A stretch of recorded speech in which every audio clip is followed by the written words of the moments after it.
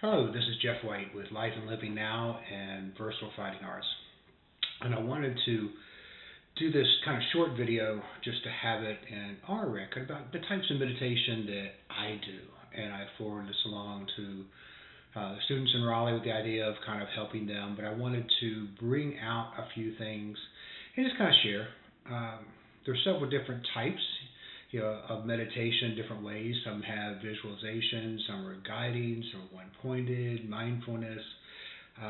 So there's a variety of ways that you could simply work with your mind is all you're doing.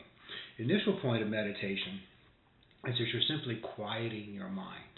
It's always going, it's always on the move, it's always thinking, and it's designed to be that way, but at the same time, we want to have control over it. And control over your thinking process is something that you have to do intentionally. And the initial start is that you simply need to quiet the mind. Far easier said than done. But when you sit in meditation and you begin to harness your mind, control your mind, you find different tools that help you to focus. Some use an object, intention, some use the sound, a light. Almost anything really works that gives you something to focus on. And eventually you focus on consciousness itself. But initially you have this, let's focus on something, an object, and you're training your mind. And what happens, of course, is while you're focusing on this object, your mind still keeps running. And it begins to think and process and analyze and bring up things from yesterday and surprisingly from 50 years ago, or I wonder what's going to happen in 50 years hence, or what's going to happen tomorrow, and the mind keeps working. So you have to continuously train it to stop. And is the state of non-thinking good? It is beneficial. It doesn't mean that you go through your whole life without using your intelligence. It just means that you learn to control, and that you are the thinker of your thought. You are not the thought itself. Often we think that we just can't control our thoughts, and our thoughts kind of run amok. And we already know, anybody who has spent any time in self-development, working on yourself, you know the mind is the battlefield. It's the renewing of the mind that's the most necessary. It's getting it clear. It's bringing it under control. And that's really what you're after. And in order to do that, you need to be able to settle it, quiet it, harness it, and then focus it. All right? And the initial part is let's just harness the mind and get it focused. So that's where meditation comes through. And initially I kind of say, I usually teach there's two specific types, but really there's a whole lot more. But the two types that are I'll say the three that I use the most. One-pointed meditation, which is the foundational basic practice for all meditation. It is the granddaddy, the grandmother. That is the one that you need to start with first, is one-pointed meditation. Because as with anything, say in training the martial arts, you work on the basics, the foundations. The more advanced are simply variations on basics. And it's the same thing with meditation. The one-pointed meditation is where you start. After that, there's insight meditation, mindfulness, where you're watching your thoughts, but you have to develop, it is best, I think, to develop the ability to focus with intent in order to be able to watch those thoughts more clearly. And it's cyclical, so one begins to help the other. On top of that, then I'd also use visualizing, and I do that a lot with my Qigong practice, and I do it with, so we'll talk about internal organs, the 5 elements. I do it with meridians, I do it with chakras, I do it with energy centers to enhance, be in touch with, and then harness that energy. Some people use more guided. They have tapes where somebody guides them through, and I think that's perfectly fine as you get started with it. I think eventually you need to control that yourself because you're still then listening for somewhere else. And you really want to be this you as spirit, controlling your soul, controlling your mind, your ego mind, and your emotions. And meditation is the primary way of doing that. Other systems, other schools, styles, philosophical thoughts will use some of the same things. They'll focus on prayer, and they'll focus on a part in the heart that you're still looking or into an image of something of God or universe, whatever. So all this becomes something that's useful for settling the mind and harnessing the mind. So with one-pointed meditation, and I did a small video on this, get into position, get comfortable. You don't have to be in lotus position in order to do any type of meditation. I'm sitting in a chair, and this is the chair in my home office where I typically, will meditate. Now the key is, first, back straight, even if I sit up. But you want your back to be straight. We'll cover that a little bit more. I like having my hips slightly higher than my knees. So, if I go sit, there's another office chair in here. It's kind of a, just a reading chair with a little pillow, and I'll, sit on that pillow so that my hips are a little bit higher than my knees. The reason for this, and when you go back to the old yogis, they would sit in lotus position. And part of the reason for that was really not much anything more esoteric than it gave a proper base, a triangular base and foundation in which they could sit for a long time. And they would put, a little 2-inch pad, 1.5-inch pad that they would sit on as well. It's a culture that didn't have necessarily, as I understand, a lot of chairs, especially, ancient, civil, long time ago. But also, you're able to then control your spine. And that's the key. So even if I'm sitting for meditation, I want to be able to control my spine, the erectness of my spine. And that is also so we can breathe. You want to have this clear pathway. I imagine my head, the crown of my head is suspended. So you actually have almost this pull. And you're not stretching, you're not tension, but you have almost this pull so that your neck is straight, your shoulders are down. Your hips are tucked in, and you can feel the difference if I collapse my chest a little bit and my diaphragm, my stomach kind of comes down in my diaphragm, and it becomes somewhat impacted. When I raise up and I tuck in my hips a little bit, nice clear passageway. So you experiment with that. So with this, now pick a point against either a far wall. It can be a book, it can be something on a table, it can be a picture. It can be you can just put a dot on the wall. It can be a candle. I use the inside of my forehead, and I recommend that over time. Sometimes people need something external to get started. And there are some days when I have a lot on my mind. It's been busy, stressful, whatever. And I'll sit down. Now first I'll just gaze and let my gaze grow soft. And I might pick a point against the wall. It doesn't matter what it is. It's just a point. Sometimes it's an imaginary point. Remember, you're learning how to focus. And then as I draw my mind into that focus, then I'll close my eyes and I'll switch it to the middle of my forehead. It's the inside of my forehead. That's where I like best. But now later it can and will be, depending upon the type of meditation, in different areas of the body. I can focus on my lower dantian and build up qi. I can focus on my middle dantian and build up a different type of energy. Same thing, I can focus on my upper dantian. I can focus on the various chakras. So this is a foundational exercise. Now the key thing is when thoughts creep in, as we talked about, remind yourself to let go. Go deeper. I'm the thinker of the thought, etc. Use deep diaphragmatic breathing. Very important. So when I breathe, it's just nice, deep. It doesn't have to be forced. In fact, none of this is forced. The only quote-unquote forcing that you're doing is the power of your intention. But I'm breathing nice and deep through my nose, out my mouth or nose. Makes no difference to me. Eventually, when you're doing this meditation at higher levels and more advanced for longer periods of time, you will literally forget your breath. It will become so fine. I'm just focused on the inside of my forehead and what's going on there, and I'm just so focused on that and viewing consciousness. It seems I forget to breathe. I have gone into meditation with this, and I don't know how long that I was in that. It was back in the days, and I meditate for an hour at times, an hour and a half, 2 hours. But one of the extended times, everything just kind of disappeared. And it did on a regular basis during my heavy meditating days in my mid-30s. And I would just it was just if I didn't breathe. Now I'm sure I still probably was, but it was very, very fine. And with the style that I was training in then for meditation, that's what you wanted. You weren't focusing on moving energy all around. You did a small circulation and you focused on the third eye, and you just went deep. Now, when you see thoughts, and don't engage with them, your thoughts will arise. You'll and it comes in insidious little ways.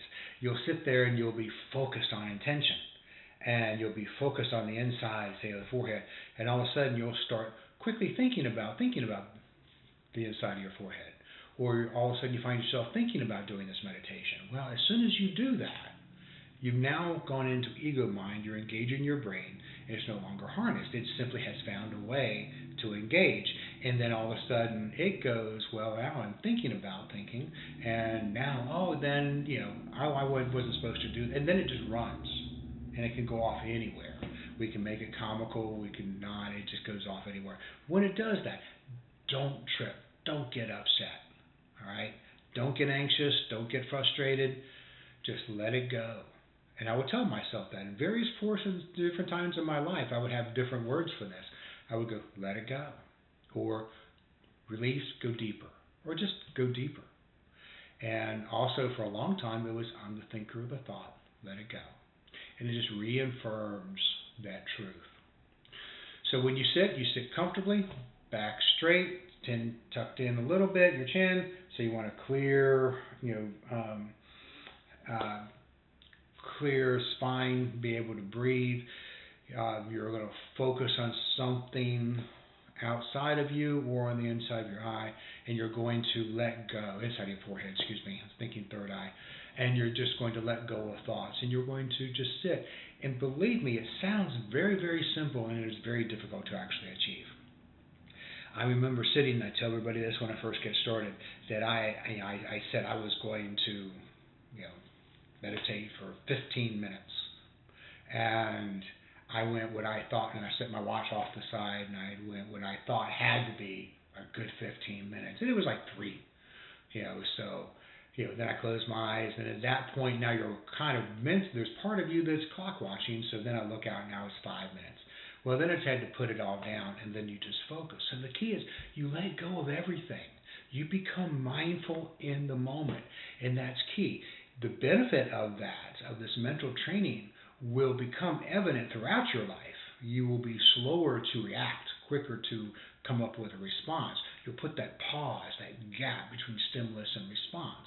You will feel yourself, especially with a deep diaphragmatic breathing, more engaged, more present moment, more mindful. It's a very, very good thing.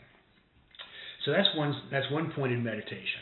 Now, I also have another one that I use, and you may call it more advanced, and you may not, but it becomes part of it. They kind of come hand in hand eventually with insight or mindfulness meditation. Now, that's similar to the one-pointed, except we watch our thoughts as if they were individual balloons. We're watching our thoughts. We're not engaging with our thoughts. We're connecting our thoughts, but we're just watching them.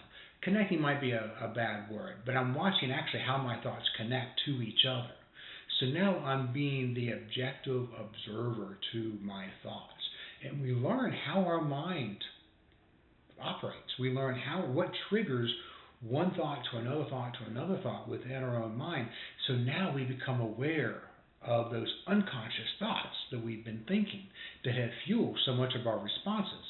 If you've ever been triggered in any way, and we all have, then either it's because somebody said something, it did something that triggered, and you were going along wonderfully in your day, but it triggered something from your past, some memory, some hurt, some wound, something that isn't completely healed, and it triggers it. And then you get an emotional response. You may not understand why you got that response, but you did.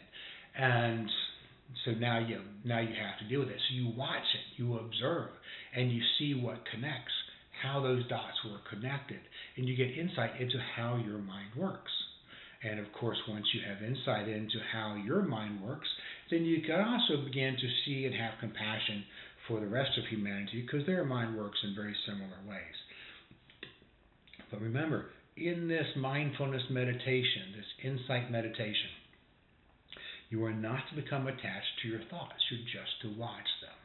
If you need to remind yourself, as I do in the one-pointed, and that's when go deeper, or let go. I'm the thinker of the thought, not the thought. I'm the thinker of the thought. And other times I just go, I am. A very deep meditation is just to meditate on I am. Which also, you can also use mantras. Some people use sounds. I mentioned this also. I meant to mention this in the one-pointed meditation. Some people use sounds. I like doing Om. That is like the perfect syllable according to Hindu and Ayurvedic. Traditional Chinese medicine will have different body parts or different systems. Lung works off of one sound, liver off another. The way I just did that. Lungs, liver, do that, and it works in different philosophical styles. Have different sounds that they use, but all that goes to every tool you could use to harness the mind. With Buddhists, they'll use the bowls, the singing bowls. They'll use a gong. Then you follow the sound of that gong. All of it is simply a way to shut down your mind. Zen uses cones. But in insight, you are watching. You are looking at your mind from within side. So, we can clarify our thought processes. So it's one of the most important insights, as I mentioned, and you'll hear me say this a lot, is we're the thinker of the thoughts. We're not the thought ourselves, so we can't alter our reactions and responses. Now, from that, the next one that I use is one called small circle. And small circle meditation, I feel is a very, very important meditation for increasing chi energy in the body. Now, this meditation focuses on two major channels or reservoirs, vessels of energy that kind of run down the front and up the back. What runs down the front is called the conception vessel. And according to traditional Chinese medicine, it begins and starts and runs down, the front of our body. And we have the lower dantian, which is kind of just about 1.5 inches, 2 inches below the navel, more towards the center of our body. And our perineum, that pelvic floor, is the base of that. The governing channel then starts at the perineum and works its way up the back, comes across the head and comes down and kind of splits off to the side. And and with any of these, you can put your tongue at the roof of your mouth just behind your teeth and connect that channel.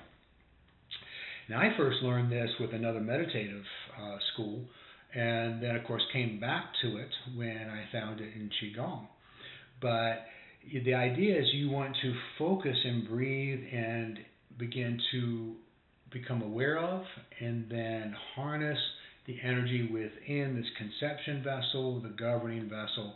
And as that fills with chi, as it fills with internal energy, this bioelectric energy, then it begins to also fill the other meridians, channels in the body.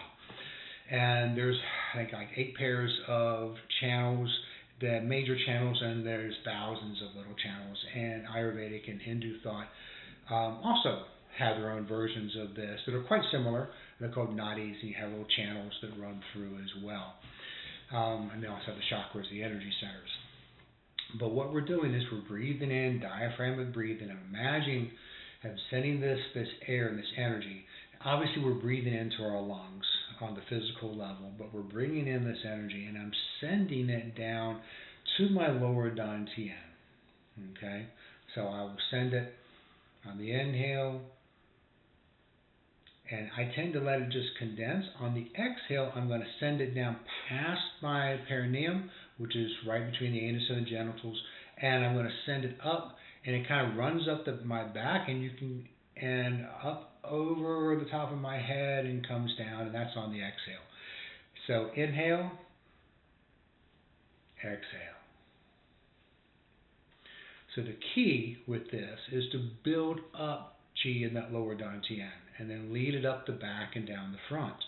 So you're going to enhance the chi in those channels. And by doing so, the governing conception channels, they, as I mentioned, will fill the other meridian channels and thus it'll keep your energy balanced and in harmony.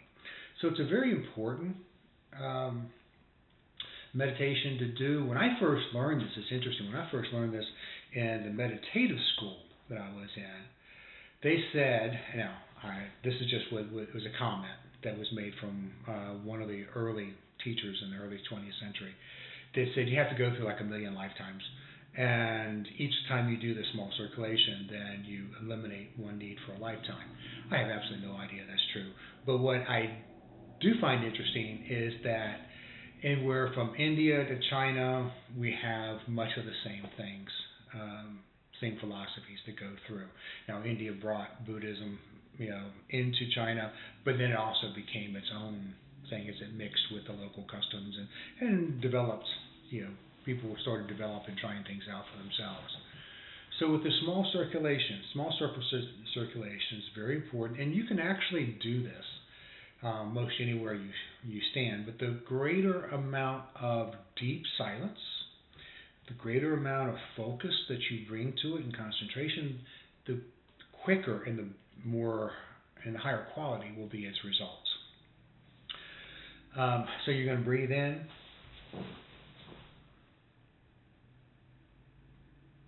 Nice and deep, expand the diaphragm. I will hold it, and then on the exhale, I will send it up my back, and I lead it. And here's an important point. You lead energy, you don't push it.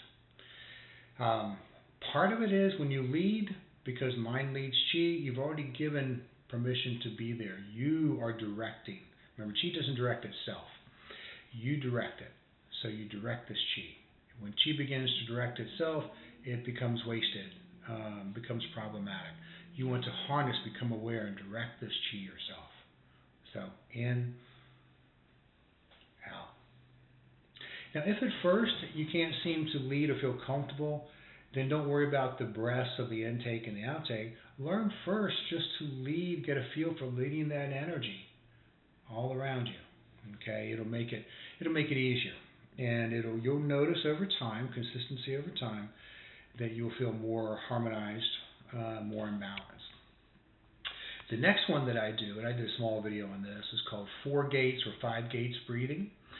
So, and the reason I say 4 gates or 5 gates, because it depends if you add in the crown chakra or not. But it focuses on the mind, and the gates are in the palm of the hand and the soles of the foot.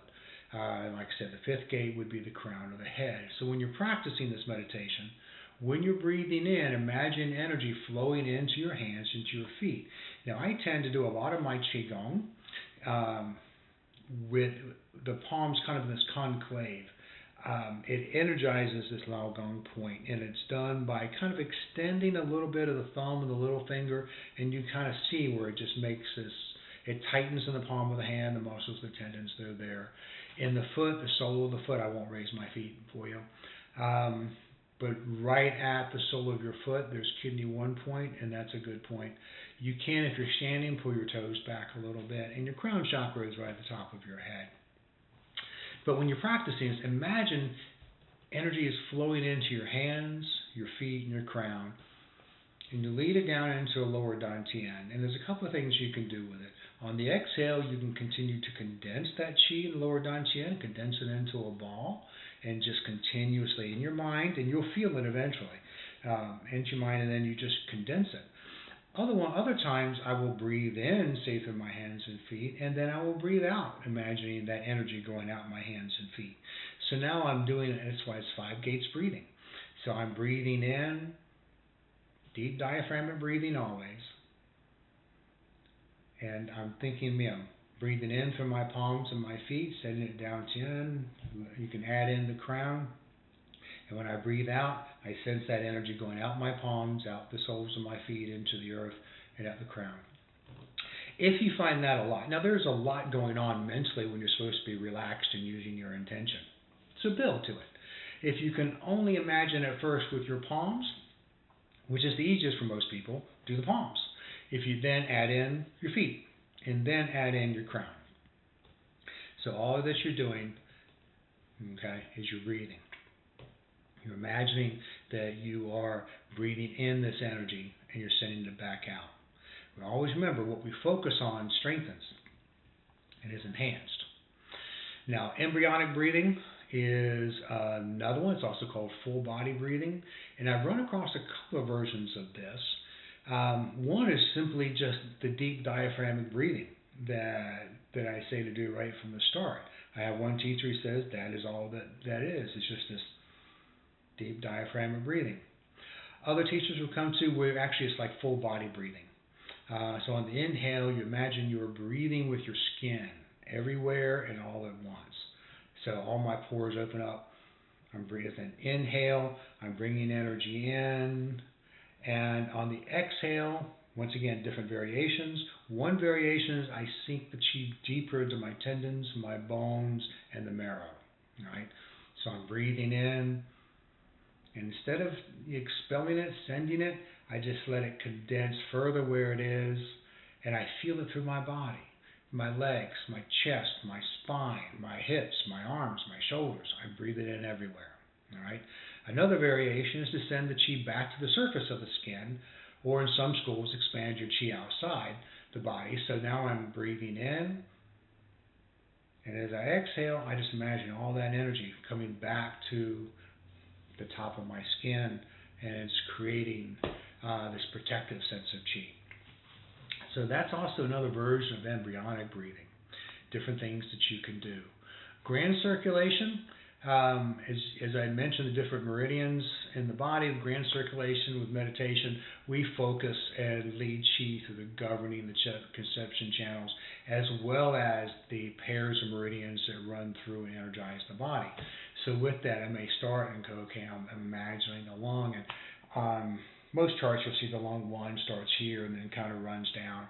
It actually starts further in the body, but I was just imagining that meridian filled on both sides. And I start to mentally, I have a couple ways of doing this. I can either just imagine energy, say, flowing down the outside of my arms, up the inside, and I do that with both of them, down the outside of my legs, up the inside, up my chest, and I'm covering my whole body. A little more, I would say, advanced, a little more fine-tuning is I'm literally imagining and leading that chi through the energy channels themselves, which means obviously I need to know what they are. So, when we start looking at, say, some of the liver channels, and it starts working on one side of the toe, comes up the inside of the leg, crosses over, comes up, and we see that, come to the torso where it zigzags. That's part of the stuff that we kind of look at, and then I just feel that resonating and enhancing, and I send energy down that way. So that's the grand circulation. And it's important, so important with all of these to note that it's the mind that leads the chi. It does not force and it does not push. So if you don't feel it right away, it's okay. Just take your time. I want it to be done according to harmonize with the breath, but remember the mind is 60% of this. So if times you can't get it all to handle in one breath, don't trip. Just break it up. It's perfectly fine. The key is stay relaxed about it. As soon as in your mind you start becoming tense, then you start to shut it down. When you start becoming tense in your body, you begin to shut it down. So relax your mind. If you sense tension in your mind, relax, let it go. And the more that you do this, the more you will find all the different ways where you're holding tension in your body and in your mind, because you become more sensitive to it. You peel off those onions where it becomes, you're more sensitive, and you've kind of gotten rid of, okay, here's this tension, I've gotten rid of that. Oh, I just realized this tension, I got rid of that. I felt this tension, I got rid of that. Oh, now something else comes, it's a little bit deeper. All right, so you peel the onions back, and so you get to this very deep place of relaxation and deep silence. And welcome to your consciousness. So, another one that I very much like is internal organ. For kind of lack of a better term, I have also termed this, I guess, 5-element meditation as well as internal organ meditation. And either one works. I tend to just focus more on the organs. I gravitated that way more than the elements. I guess perhaps I understood that a little bit better, even though they're all tied. So with the internal organ or the 5 element meditation, we focus on each of the internal organs, and if desired, their color and their sound. In traditional Chinese medicine, internal organs, of course, and there's a cycle, a generative cycle that goes with this. So it's lungs, kidney, liver, heart, spleen, and stomach, and then you have the whole body, just triple warmer. And each of these organs represents more than just the physical organ itself. In traditional Chinese medicine, they also represent systems, so kind of the whole systems. But when I'm focusing on those organs, then I'm also sending positive energy in through everything that they do. So each of the organs and the processes are not necessarily physical, but they're biological, emotional, and energetic as well. So as I mentioned, there's a preferred order with this called a generative cycle. There's also a destructive cycle, but we don't need to focus on that at this point. We'll focus on the generative cycle. A lot of times they'll start with the lungs because the lungs tend to be the commander of the qi, and it's how we breathe in, we bring new energy in, and this is essentially how we do that. So a lot of times we'll start with the lungs. I have several that start with the liver. It does not matter. When I first started learning one form of Qigong and my 5 element flow, we actually started over here with the liver and then worked our way through. Now it doesn't matter where I start, but the pathway is going to be, say if I start with the liver, then I'm going to go to heart next, then spleen, then lungs, then I'll go to the kidneys. On a normal flow nowadays, I'll start with the lungs, I go to the water, because lungs are also metal, so we're looking at their elements. So the lungs represent the element of metal, and metal through condensation produces water, and so we focus on the water element, which is the kidneys. The liver, water creates growth. Liver is growth and wood, expansion, green in its color, so we'll focus on that. Wood burns, and we go to the heart, and the heart is fire. And then fire burns to ash, goes to earth, and that's where we have the spleen. The stomach is the earth element. So they all have this purpose that explains how things work in traditional Chinese medicine. And as we talked about in other videos and on the Qigong, we deal with this a lot. Say, if I'm in meditation with 5 elements, I will focus on my lungs. Now, when I start with this, I breathe in, and I have this inner smile.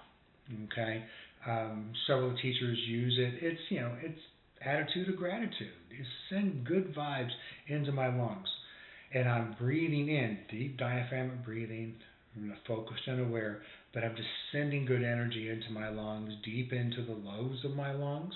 I'm imagining the color for the lungs is white, so I'm imagining a brilliant, bright white in my lungs.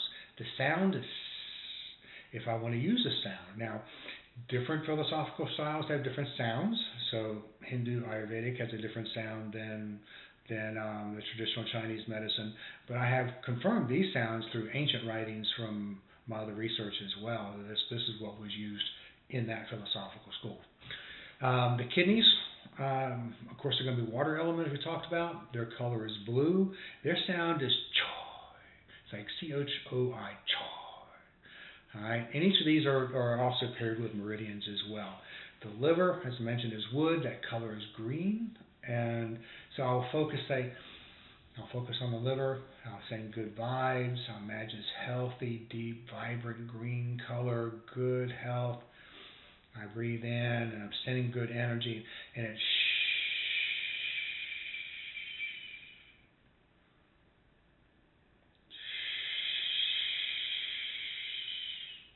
I may go to my lungs, to my heart, and fire element is red, so I may imagine red into my heart, good attitude, gratitude, vibes being sent in, and H-A-R is what I vocalize.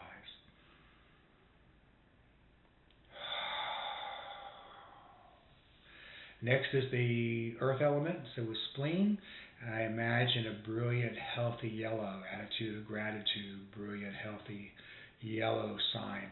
The sound is whoo, like whoo, W-H-O. And just because I'm doing all the sounds, now let's say I come from here, I'll go to my lungs, and lungs, as mentioned, as I said, this is going to be white. So we went from white to the kidneys to the liver. White's going to be white light, and that takes us full circle. If I wanted to do the whole body, I imagine brilliant violet light, purple light, and he, the H-E-E. Now, it's also said, when it comes to the sounds, and I have experimented with this, and it creates a frequency that it makes it very conducive, and you can feel different changes in your body. If we use the sound, if we vocalize the sound, it is said to enhance and work on our physical level. If we are doing it more as a whispered sound, works more on a soulful, ego level, mind and emotions. If it's quiet, then it does on a more spiritual level. So those are the thoughts behind that.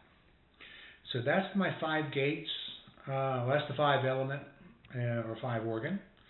And now chakras is a whole nother study, but you can also take that one pointed awareness and you begin to focus on each of the chakras. We focus on breathing in and out of each chakra or energy center that exists up the spine. Same theory as in with the governing channel and the conception channel. As we fill up those channels, it will send energy out. As our chakras become more balanced, more full, and it releases the emotional knots, and it releases energy into the other chakras in your body. The body has all kinds of energy centers with them. So each chakra is said to engage with or enhance or affect different parts of our psyche and our physical body. And chakra meditation involves visualizing the chakra as a pattern and a color in some schools, or some schools, as I said, assigned a sound to it. In each instance, we start, say, at the root chakra, which is at the base of the spine, and then we lead the chi and our awareness up the spine to each chakra. So the next would be the sacral chakra, which is located in the lumbar section, kind of same place as the lower dantian, about 2 inches below the navel, towards the spine. And then the next is the solar plexus, followed by the heart, the throat, the third eye, and then the crown of the head. Some schools add in an 8th above the person. I do not. That was not involved in any of the schools that I have already through my research and reading. But I personally find great merit in this meditation. In it, then I simply lead energy to the chakra and then practice breathing in and out of that chakra. My mind is just taking everything in. I'm not analyzing. I'm feeling, but I'm not analyzing. I'm not judging. I'm not becoming attached. I'm focused my intent. I'm breathing in, breathing out, and breathing through these energy chakras. You may not feel them at first. And at first, with any of this, you kind of use your mind. But in a very short period of time for me, I literally began to feel these. And now there were times when if there's a blockage or I can't seem like I get past that, and it's kind of an intuitive feeling, then I stop there and I continue just to kind of work up to that chakra. Other times I may skip a little bit and kind of go and just balance with the rest of them out, and it works too. You'll play with this energy as you become more aware of it.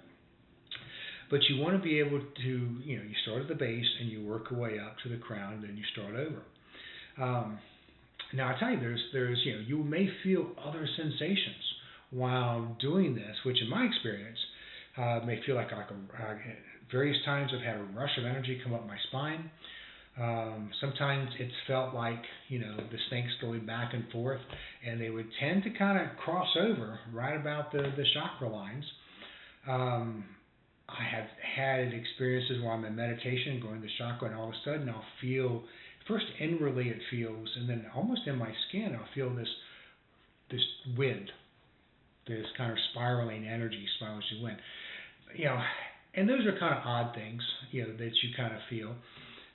And note them. You can enjoy them. Don't become engaged with them. You don't want to become overly attached to them. Otherwise, it will block your progress. So just know that, okay, they're there, and just continue to move on. Like I said, I often feel the energy that kind of runs next to the spinal channel and entwines. Just remember, that's a symptom. It's not the destination. Okay, and so that's chakra, and we can talk. We'll have other videos and other things with that later. Dantian breathing is kind of what started all of this, and typically we'll do this for the lower Dantian. We'll take a deep diaphragmatic breath, and with each breath, we imagine send the energy down to the lower Dantian, right below your navel, in towards the center of your being, and you form a ball. And you feel that ball grow, and it gets warmer, and you continuously compress that ball of energy into your mind. So at one point in all these meditations, let me just kind of say, you continuously compress this ball of energy. You can use the Dantian breathing as you use chakra breathing. In other words, you can go and you can do it as the middle Dantian, say in the solar plexus region. You can do the same thing in the upper Dantian, in the middle of the forehead. In each area, it enhances, it strengthens and enhances the function and the use and the amount of chi that's in those areas.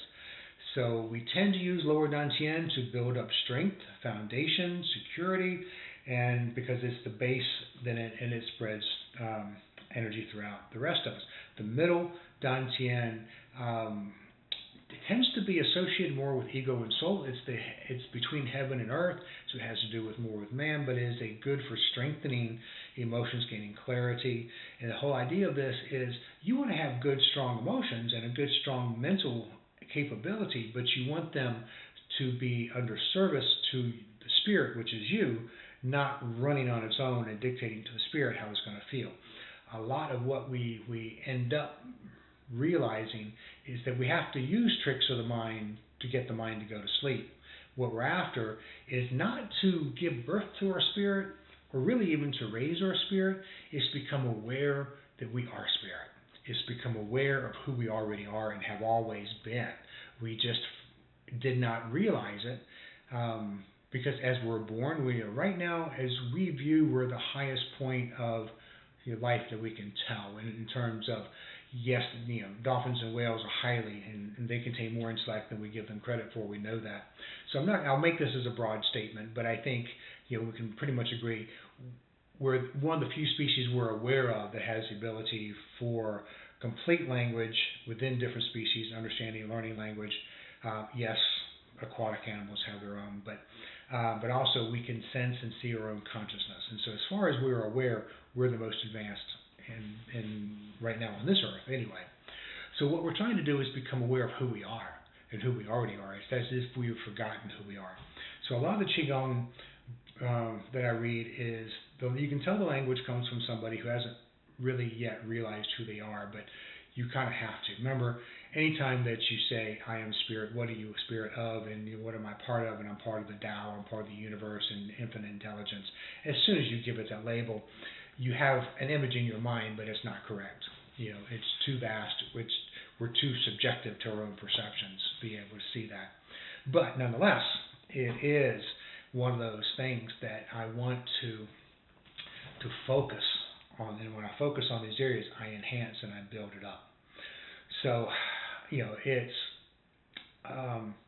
vitally important with any of these meditations and to do that. And I use all of these.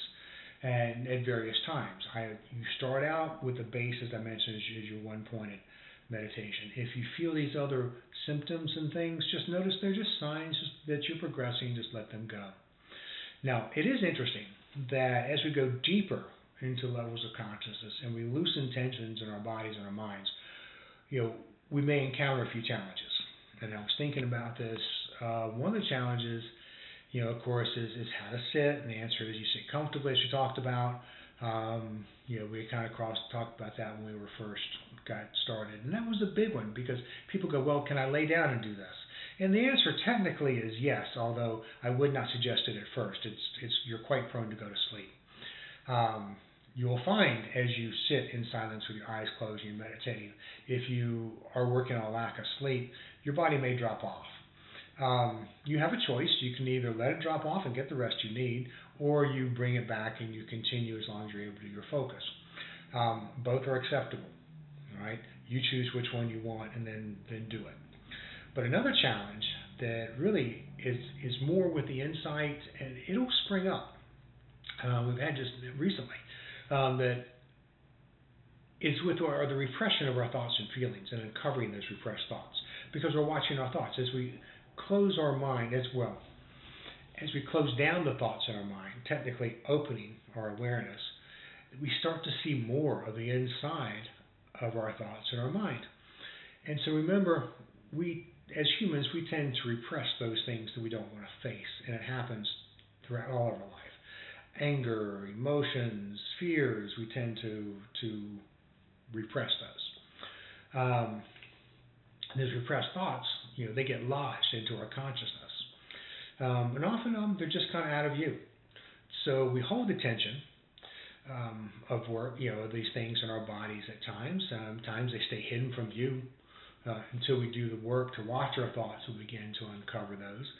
I think everybody can agree that we have whole massage industry, because we tend to hold stress in different areas of our body. For me, it's my right scapula, glute, neck. People hold them in different areas. It happens when you get massages, and all of a sudden you start feeling sometimes these emotional releases, or sometimes you get overcome by an emotion. That's because we've held that emotion somewhere and it's gotten locked into the body. And because we're also energetic and works on our thoughts, we begin to unclose and to uncover those. So, when those thoughts and the repressed feelings are brought back into our conscious mind, they're seemingly unlocked and can kind of rush back into our awareness. And it causes us to feel a repressed thought. Oftentimes we may not be able to vocalize it, but then we experience this anger or guilt or remorse or something, these other feelings. And any time that these crop up, don't condemn yourself. Do not overreact. Okay? Simply observe them, watch them, and let them be. Excuse me. So one question that was asked years ago is, why do we only repress the negative experiences? And so why do only those come up? And for thoughts and feelings, and it's really because it's the stuff that we don't want to face. The good and positive experiences in our life, then those we enjoy and we feel. Remember, a lot of times we want to be able to feel those. We let them go. We experience them. With things like anger and guilt or fears, things we don't want to feel. So it's easier just to tuck them away. And as we do, there's another cover that's laid over. And then we have to, when something comes that begins to remind us, well, we've got to cover that up as well.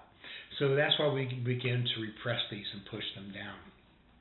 And through the meditation and through these processes of self-awareness, we become more aware of these. They become unlocked.